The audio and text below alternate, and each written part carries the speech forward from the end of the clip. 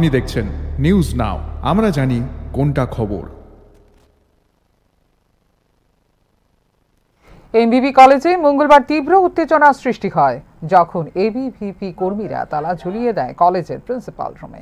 কে বা কারা এবিভিপির নামে নালিশ করেছে কলেজের অধ্যক্ষের কাছে, তার জবাবদিহির দাবিতে কলেজের প্রিন্সিপাল রুমেই তালা ঝুলিয়ে দেয় এবিভিপির নেতৃত্ব।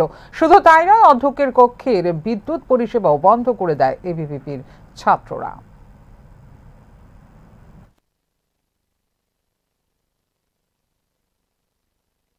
আছে ও কোনো এসব করেনি, ও কমপ্লেন করেনি, ও নিজে ভিডিওতে বলেছে। তো আমার দাবি, বিদ্যার্থী পরিষদে আমি একজন কার্যকর্তা, আমি বিদ্যার্থী পরিষদের সভাপতি, এমবিবি কলেজের সভাপতি। আমার বিচার কিভাবে আউটরা এসে করে, আমার কলেজ ফ্যাকাল্টি, আমার সংগঠনে, বড় সংগঠনের বিভাগ সংযোগ আছে, সংগঠন মন্ত্রী আছে, ওরা থাকতে আমার বিচার বাইরেরা কেড়ে করব? আমার এটা বিচার চাই। আমার যদি কোনো দোষ থাকতো, আমার বিভাগ সংযোগ ছিল, আমার প্রাণ সংগঠন মন্ত্রী ছিল, ওনাকে বলতে পারতো, ওনা আমার বিচার করবে। বাইরে কিভাবে আমার বিচার করে? কেউ তো কমপ্লিট করেনি আপনার নামে, দেখা গেল আপনি বললেন। আমার প্রিন্সিপাল বলে আমার নামে কমপ্লেন করেছে। এখন আপনারা কি চাইছেন? যে আমি চাচ্ছি যে আমার নামে যে কমপ্লেনটা করেছে সেটাতে হয়তো বা সেটা 4 দেওয়ালে মাঝখানে হয়েছে, কিন্তু ওরা 4 জন তো জেনেছে না। তো ওর থেকে ও যে মানুষটা কমপ্লেন করে, আমি তো এসব কিছু করিনি। আমি র্যাগিং কেন করব?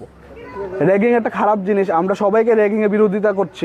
তো আমি একজন এবিপি রিপ্রেজেন্টেটিভ, আমি কেন র্যাগিং করবো? এখন আপনারা পদক্ষেপ কি নেবেন? একটা পদক্ষেপ, আমরা একটা বিচার আমাদের বলতে হবে কে আমাদের নামে কমপ্লেন করেছে, আর এবিপি নামে মিথ্যা অভিযোগ কে তুলেছে। আমরা সেটার দাবি, আমাদের বিচার চাই, আমাদের সুষ্ঠু বিচার লাগবে। আমাদের সুষ্ঠু বিচার লাগবে।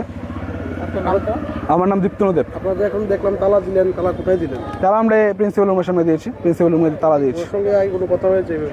এইভাবে আগে কোনো কথা নেই। আমরা স্যারকে অনেকবার বলেছি যে আমাদের দোষটা কি সেটা আমাদের বলতে, স্যার বলছে না। স্যারে লিখিত রাখছে, স্যারে বলছে সব